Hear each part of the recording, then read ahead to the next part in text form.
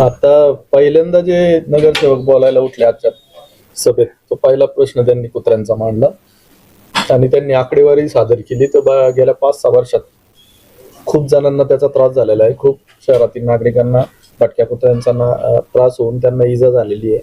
त्या संदर्भात सभेच्या शेवटी मी आयुक्त साहेबांना सांगितलं की प्रत्येक क्षेत्रीय कार्य कमीत कमी एक श्वान संगोपन केंद्र असावे आणि प्रत्येक क्षेत्रीय कार्यालयात एक श्वान वाहक गाडी कंटिन्यू फिरत राहावी, जेणेकरून या सर्व भटक्या कुत्र्यांना एका ठिकाणी आपल्याला करता येईल आणि त्यांना अन्न खाद्य देऊन त्यांची सांभाळ सुद्धा होईल. त्यांचा आपल्याला सर्वांना माहितीच आहे, मी पदभार स्वीकारल्यानंतर सर्वात पहिला प्रश्न पाण्याचा घेतलेला आहे आणि मी बराच वेळा माध्यमांना सुद्धा सांगितलंय की स्वच्छ नियमित पाणी शहराला देणे ही माझं कर्तव्य आहे आणि मी नक्कीच त्याच्यासाठी कटिबद्ध राहणार आहे.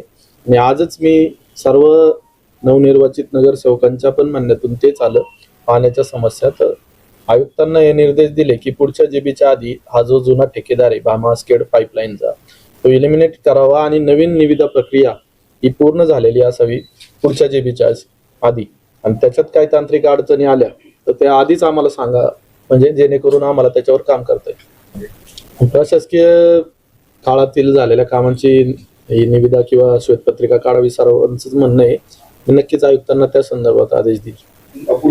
निधी तर नाहीये सध्या, आम्ही एक आढावा बैठक घेतली आर्थिक निधीची कमतरता आहे, पण ज्या काही योजना राबवायच्यात राज्य सरकार आम्हाला नक्कीच त्याच्यात मदत करणार आहे. 4 वर्ष महापौर निधी बंद झाला होता, पण या वर्षीपासून तो चालू होईल आणि गरीब रुग्णांची नक्कीच त्याच्यातून मदत होईल.